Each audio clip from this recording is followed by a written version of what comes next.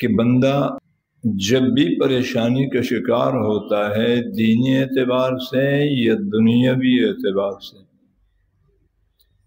معاش کے اعتبار سے یا معاشرتی اعتبار سے، ما اصابک من سیئۃ فمن نفسک، تو میں اشارہ دے دیا کہ اس میں سارا عمل دخل تمہارا اپنا ہے۔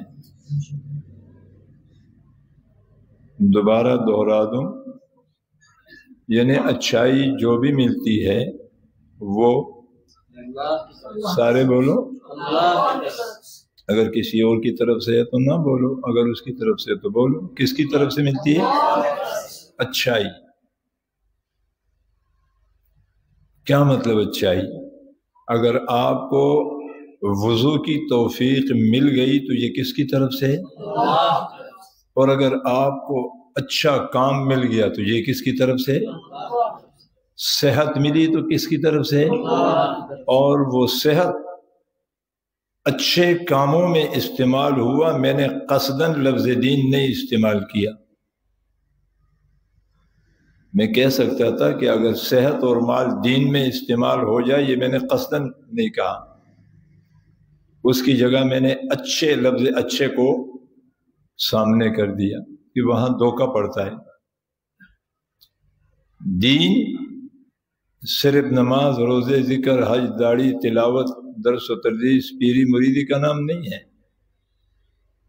دین کا سب سے اہم شعبہ معاشرت ہے۔ جی،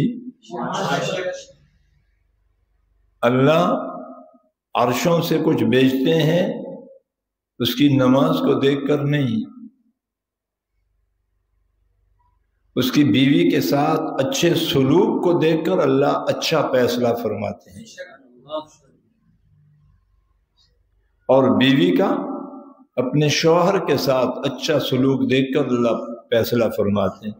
یہاں ہم لفظ دین لا کے نا سارا ایک مرغوبہ بنا دیتے ہیں، چونکہ عام اس لوگوں کے ذہن میں تو دین وہی مسجد، نماز، روزہ، خانقاہ، داڑھی، تلاوت، ذکر۔ بیوی کو مسکرانا، بیوی کا لحاظ رکھنا، اس کے بعد معاملات میں رفع دفع کرنا، درگزر کرنا، اس کو حدود شرعیہ میں خوش رکھنا، یہ دین کا سب سے اعلیٰ شعبہ ہے۔ جی،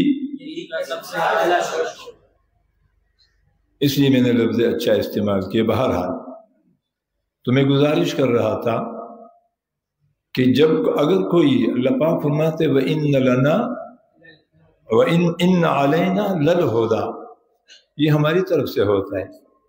وَإِنَّ لَنَا لَلْآخِرَةَ وَالْأُولَىٰ، یہ ہماری طرف سے ہوتا ہے۔ فَأَنذَرْتُكُمْ نَارًا تَلَظَّىٰ لَا يَصْلَاهَا إِلَّا الْأَشْقَىٰ، اگر تم اس کے بعد بھی پریشان ہو تو یہ تمہارا کوئی کردار ہے۔ اگر اس کے بعد بھی تمہیں کوئی تکلیف ہے تو یہ تمہارا کردار ہے۔ تکلیف بیماری سے نہیں ہوتی ہے، یاد رکھے، تکلیف تنگدستی سے نہیں ہوتی ہے،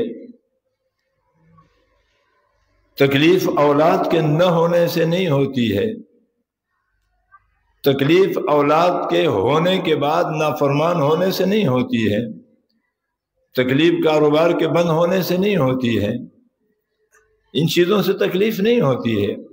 اگر ان سے ہوتی تو صحابہ کو ہو جاتی، کہہ دو سبحان اللہ۔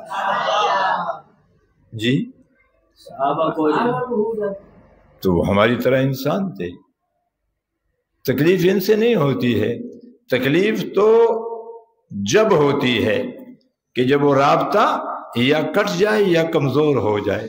جی